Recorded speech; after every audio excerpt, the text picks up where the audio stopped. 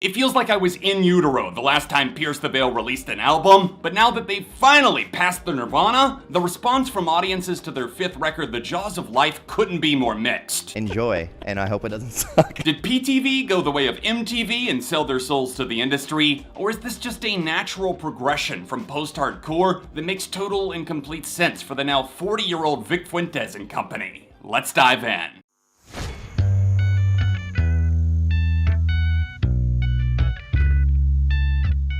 Hey neighbor, thanks for stopping by to check out my review of Pierce the Veil's new album, The Jaws of Life. If you could take a split second to tap that like button, it helps out immensely, and a special shout out to all my channel members. You can join for $5 a month to support ARTV, and you also get access to exclusive perks, including members-only polls. In fact, the first one is up right now to pick the next discography ranking I do, and yes indeed, Pierce the Veil are on the docket. So join the channel, hit the button below, and cast your vote.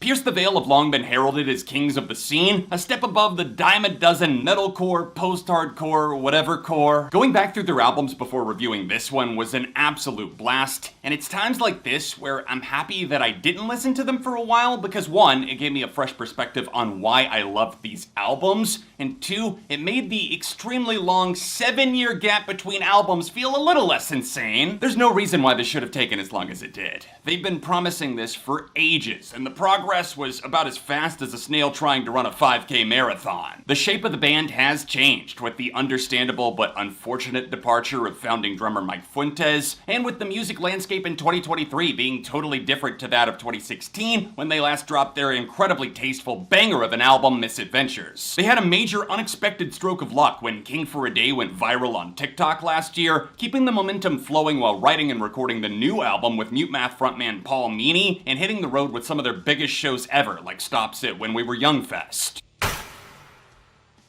Organic progression can be hard to capture. I've watched dozens of bands fade into obscurity either due to lack of innovation or simply taking too big of a swing, but they really came out with bats ready on The Jaws of Life. I played baseball for the first 18 years of my life, and I know how exciting hitting a home run can feel. Pierce the Veil had their home run derbies though, with Collide with the Sky being a huge one, but people seem to forget how important the great contact hitters are to the sport. Getting on base consistently, putting the ball in play, that's what Pierce the Veil does well on Album 5. The confusion fans are feeling may or may not change over time, but I really think The Jaws of Life is a damn good contact hitter of an album. Obviously, this is not the concept record narrative about lost loves and the afterlife we've heard in grave detail in the past before closing the loop on the monster track Texas is Forever, but what we do get is a sense of peace to wash away the rage that seems to be brimming in our world more now than ever before. Twinges of electronica a la Mute Math crawl their way into the spine of the record, but rarely in an overbearing way. It's not like post-hardcore is totally absent either. It's just more of a backseat driver, while major doses of 90s rock and grunge take the wheel. Brad Hargraves of Third Eye Blind filled the drummer vacancy in the studio and did a nice job of learning to work with the band's existing style while also bringing a bit of his own cadence, even if some of the drum arrangements consistently feel like,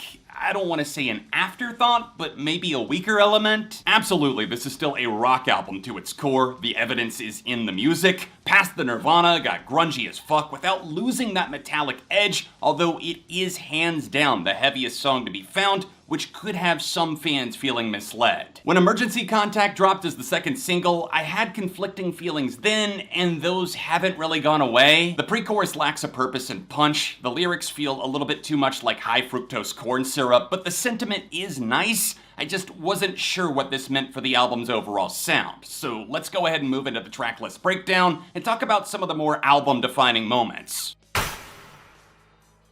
Death of an Executioner opens the record like the crisp crack of a whip. A fantastic hook keeps the record moving down the line, and I love how Vic's voice just doesn't seem to age. The semi-breakdown and riff-heavy ending teases the brain in the best way, holding you in suspense and possibly elevating Executioner to become the best song on the entire album, which is ever so slightly unfortunate considering it's the first of 12. Even When I'm Not With You didn't grab me right away, and I still have issues with the really sleazy, formulaic drum production, but that main guitar lead sticks in your head, and I feel like I'm being worn down, but I'm okay with that at the same time. The 90s came out to play on flawless execution with its hypnotic vocal melody and flaming hook. The way everything comes together is just fantastic, easily one of the best songs on the album, even if a few slight lyrical snafus drag it down ever so slightly, but it's hard to deny those stabbing bass notes and the fucking monster of a bridge that takes a hint of MCR and kinda makes it their own. The Jaws of Life crushes with a sizzler of a riff and a really persistent urgency despite the quieter tone. The lyrics are attention-grabbing, the band sounds super tight and focused, and I can feel how well Paul Meany pushed and pulled as a producer right alongside them. Vic Fuentes finally found an excuse to use the quote from the cult classic film Empire Records on the title of track 7, "Damn the man saved the empire." It's a nice moment of societal commentary, specifically on the skewed perspective given by social media. Whether you're the celebrity or the fan consuming the content, you're seeing what any given person wants you to see, which, granted, I feel like when I'm describing it out loud, it sounds like maybe it's a tired topic, but they do it justice. Bass reigns supreme on the slow burn banger Resilience that I just keep coming back to for some reason. I just love how outside of their element, yet right in the pocket they sound, ramping up the energy around the 2-minute mark and rounding the mix out with some fist-pumping percussion and a stinging hit of smug but well-earned confidence. We quickly move through the Irrational Fears interlude before exploring Shared Trauma, probably tied for my least favorite on the Jaws of Life. I honestly don't really dislike any songs in full, but I do feel that this one pushes a little too far off course sonically, although it is pretty cool to hear traces of classic Mute Math influence in here. So Far So Fake separates my bottom 2 on the album, landing itself probably in my top 3, meaning the pacing, energy, and really everything about those final 3 is all over the place. Doesn't really matter that much because this one goes hard, becoming confrontational after years of feeling fed up,